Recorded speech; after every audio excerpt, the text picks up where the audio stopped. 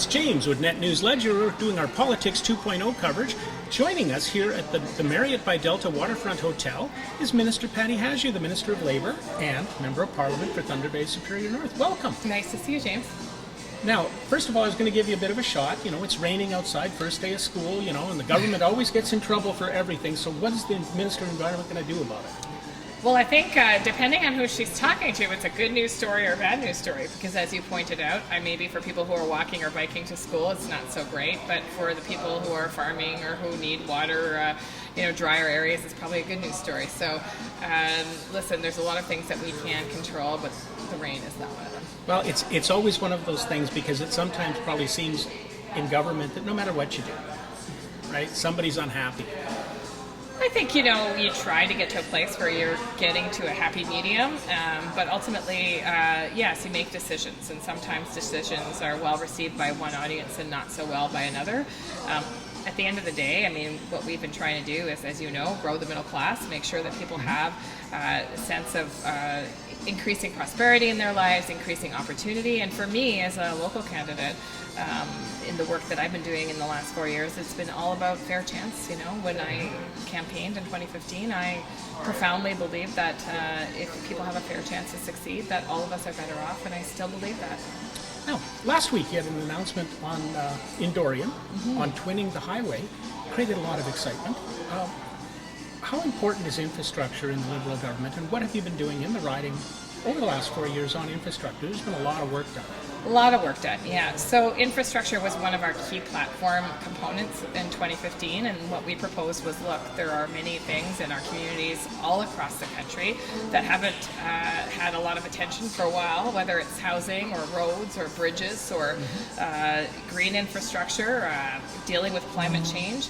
And we proposed that if we were to invest in infrastructure and develop our infrastructure needs in our communities, that we would be able to build up the communities that we want, but also ensure that people had good quality work. And so in Thunder Bay Superior North, we've seen some of the benefits of that proposal. And yes, the highway is one of those announcements. We actually contribute. This is an additional $37 million to the $80 million that we committed in the very first years of our government. But also things like renewing the Boulevard Lake Dam, investments in our transit system early on, and more to come. And of course, the art gallery here, the relocation of the art gallery through cultural spaces funding through Minister of Heritage. Now, we're not into a federal election campaign yet, but we kind of are. And the opposition parties have been pounding on the government and pounding on the Prime Minister in particular over the report from the Ethics Commission. What would you say to those people? Well, as the Prime Minister has addressed it, I think, very well. He accepts the report of the Commissioner. Obviously, he believes that, the conversations that he had were important to have, because his primary job is to stand up for people's jobs and people's livelihood, while obviously respecting the rule of law. I think the McClellan report that came out at a similar time is really important, because it will give our government, our future governments, some direction in terms of how we ensure we respect the autonomy of the Attorney General, while also understanding that the Minister of Justice is a second hat that person wears. And so I think the Prime Minister has, accepted the report. We'll move forward with those recommendations of Anne McClellan, and of course thanks her for that work. I also thank her for that work.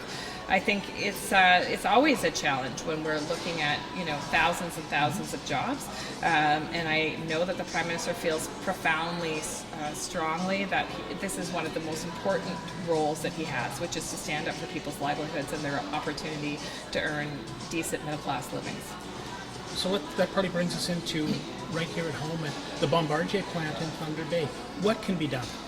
So again, the federal infrastructure money, and this is where actually Bombardier could see some growth locally, that money is delivered through agreements with provinces. And as I said in the first round of interviews, when Bombardier announced that they were running out of work, there is money, and it's being left on the table for provincial infrastructure needs. There is a lot of money being left on the table.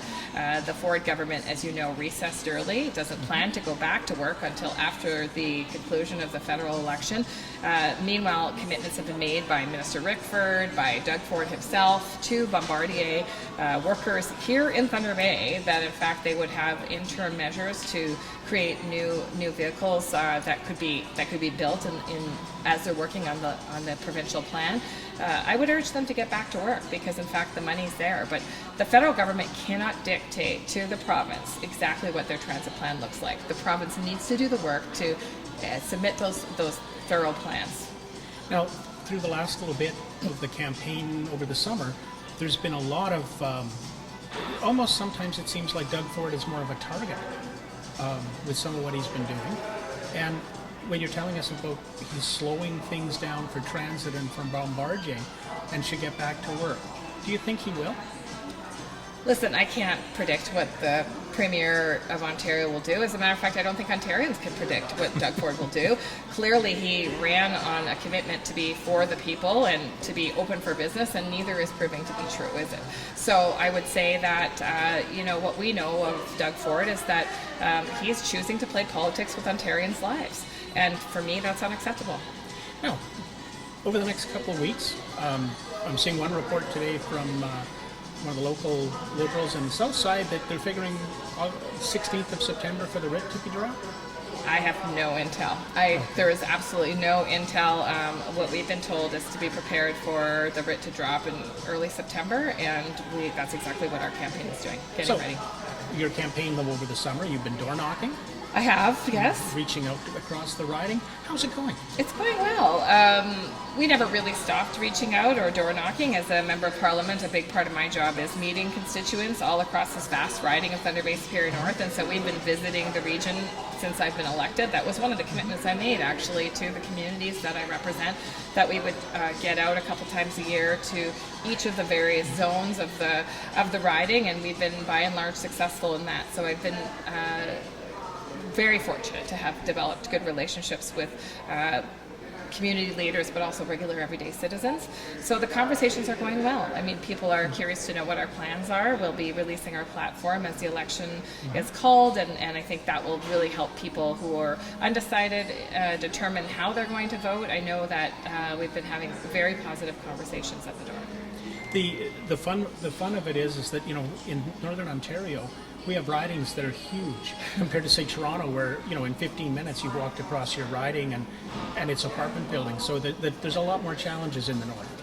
There are different challenges, for sure. I am amazed that some of my colleagues in dense urban areas can get across the riding in an hour, but of course the number of people in those high rises are significant. It's a different kind of organizing and campaigning. I was in Brampton yesterday visiting with one of the candidates on my way home on the way to the airport, and was amazed at just the sort of density of the area that he serves. But you're right, in our area the challenge is the geographic distance. And so, for example, I'll be heading later on this week to the Marathon area, and my colleagues are often amazed to hear that it can take me 3 or 4 hours to get to various parts of my riding, and that the population is so spread out.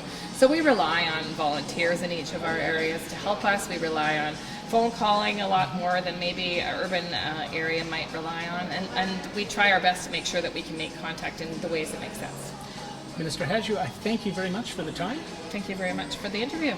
This is James with NetNewsLedger on our Politics 2.0. Stay tuned. You're going to want to hear what we're going to want to share.